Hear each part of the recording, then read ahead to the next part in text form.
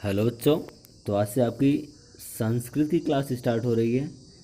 एक रिक्वेस्ट क्या होगी आपसे कि आप बुक को सामने रख लीजिएगा, तब थोड़ा सा क्लास आपको पढ़ने में आनंद आएगा। चलिए बच्चों, आज हम लोग कक्षा 10 के संस्कृत गद्य भारती से पहला पाठ देखते हैं। प्रथमः पाठः कविकुलगुरुः कालिदासः। पहला पाठ कविकुलगुरुः, कवियों के कुल के गुरु कालिदासः, कालिदास, कवियों के कुल गुरु कालिदास।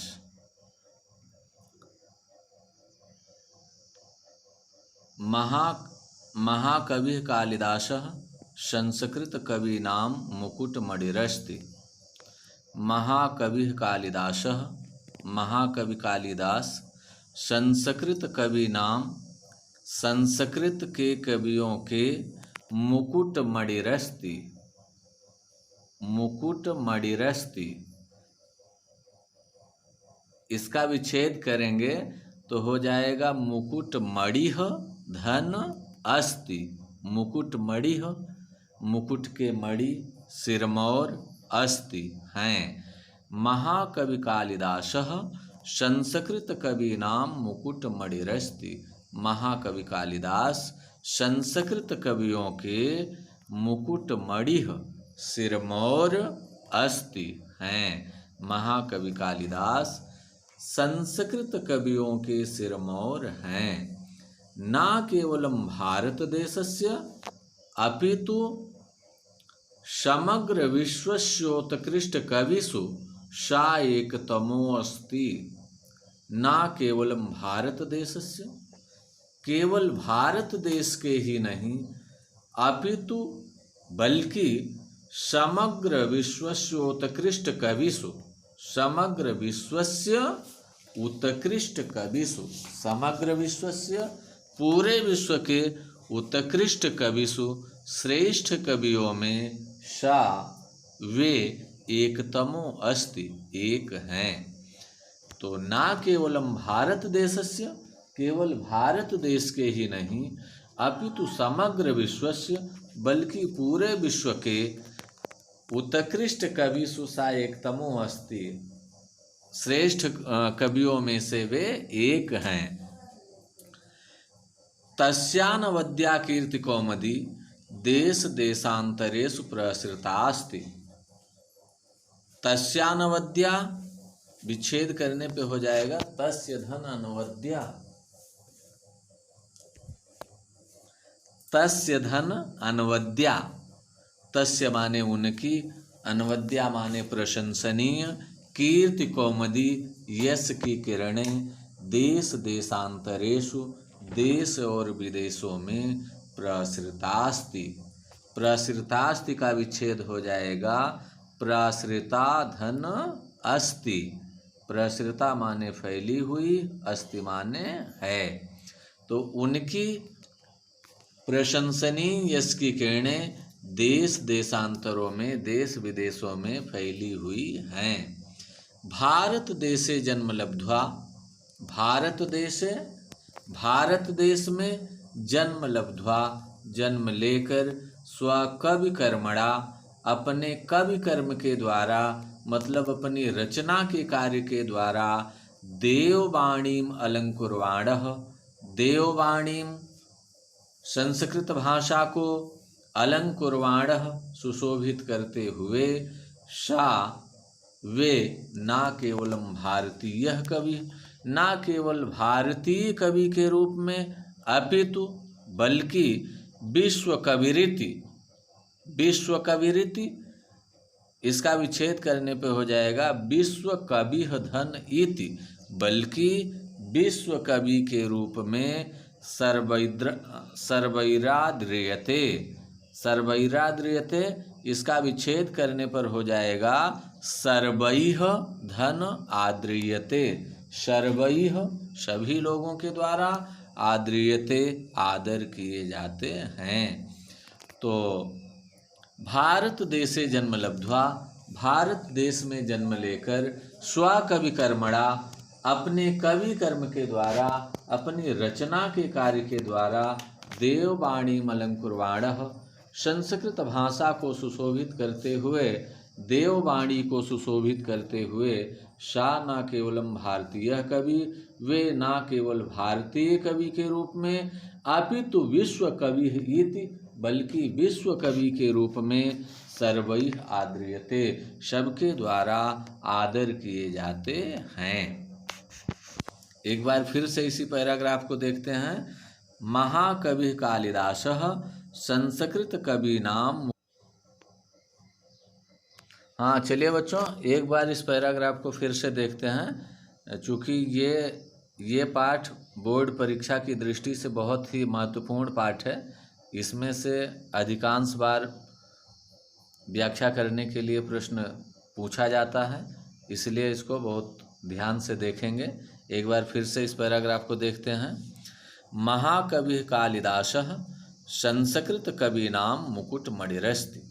महाकवि कालिदासः, महाकवि कालिदास, संस्कृत कवि नाम, संस्कृत के कवियों के मुकुटमणिरस्ति, सिरमौर हैं।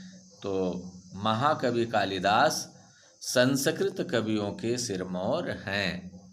ना केवलम भारत देशस्य, ये ना केवल भारत देश के, अपितु समग्र विश्वस्य उत्कृष्ट कविषु, बल्कि पूरे विश्व के श्रेष्ठ कवियों में एकतमो अस्ति, एक हैं। ये कालिदास ना सिर्फ भारत के श्रेष्ठ कवि हैं, बल्कि पूरे विश्व के श्रेष्ठ कवियों में से एक हैं।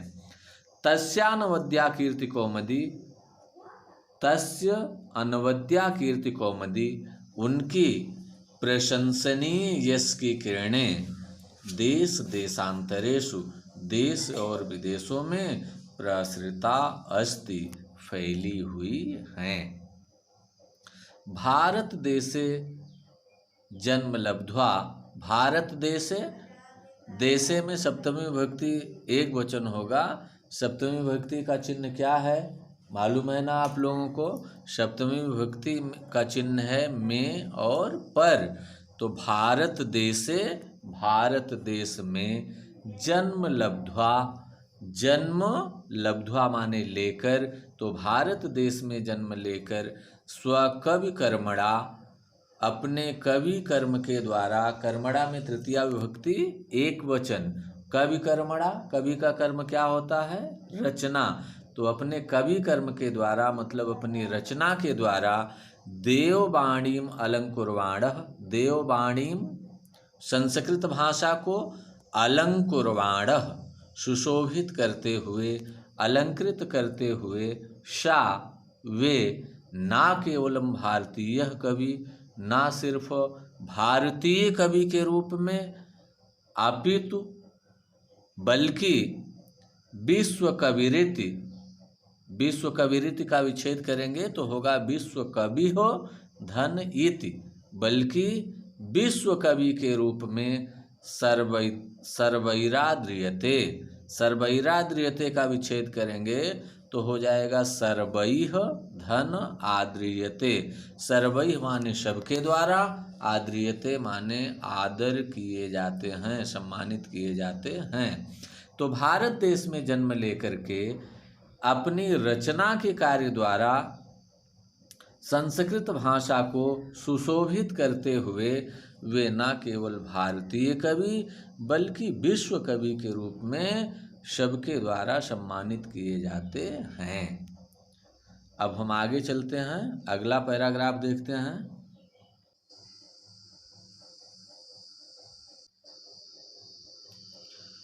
चलिए एक बार इस पैराग्राफ को हम फिर से देखते हैं और आप लोग ध्यान देंगे कि इस समय लॉकडाउन में छुट्टियां तो चल ही रही हैं, काफ़ी दिनों से विद्यालय बंद चल रहा है और जितना पढ़ाया जा रहा है कम से कम घर पर बैठ करके आप उसको 2 बार 3 बार ज़रूर दोहराएंगे और बढ़िया से जितना पढ़ाया जा रहा है प्रतिदिन उतने का हिंदी अनुवाद लिखेंगे, लिख करके उसको देखेंगे और कम से कम 2 बार 3 बार पूरे पैराग्राफ को जरूर दोहराएंगे।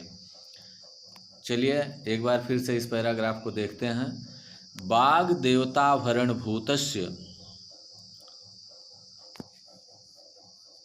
सरस्वती देवी के आभूषण स्वरूप प्रथित यशसः प्रसिद्ध यश वाले कालिदासस्य जन्म, कालिदास का जन्म कस्मिन् प्रदेशे काले कुले चाभवत, किस प्रदेश में, किस काल में और किस कुल में हुआ, किंचासीत तत्जन्म वृत्तम, और उनका जीवन वृत्त क्या था, इति सर्वम अधुनापि, ये सारी चीज़ें आज भी विवाद कोटिम न अतिक्रामत, विवाद की सीमा का अतिक्रमण नहीं करती हैं।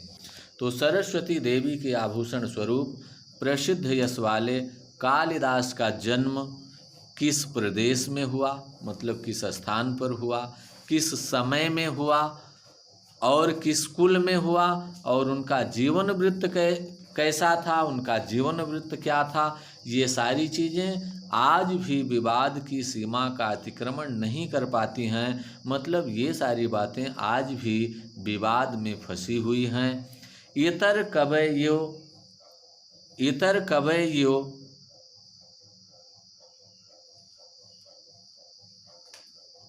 कालिदासः आत्मज्ञापने स्वाकृतिषु प्रायः धृतमौन एव अस्ति।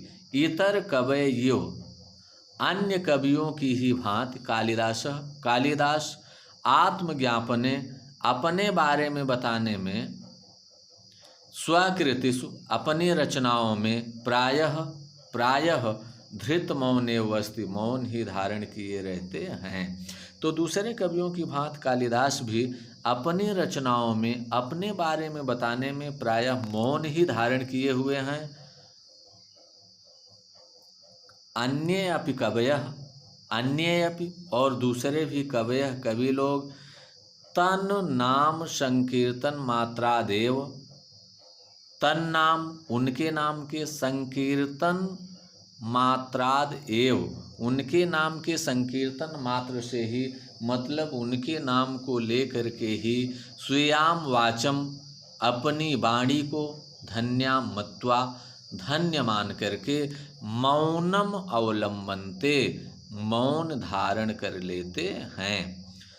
तो दूसरे कवि भी उनके नाम के संकीर्तन मात्र से ही अपनी वाणी को धन्य मानकर मौन हो जाते हैं। तथापि, लेकिन फिर भी, अंतर वही साक्ष्यम अनुसृत्य, अंतः वही साक्ष्यम अनुसृत्य, अंतः आंतरिक, वही और बाह्य बाहरी, साक्ष्यम साक्ष्य का अनुसृत्य अनुसरण करके, लेकिन फिर भी आंतरिक और बाह्य साक्ष्यों का अनुसरण करके समीक्षक लोग कवि परिचयम, कवि का परिचय, यावत शक्यम, जहाँ तक संभव होता है, प्रस्तुत करते हैं।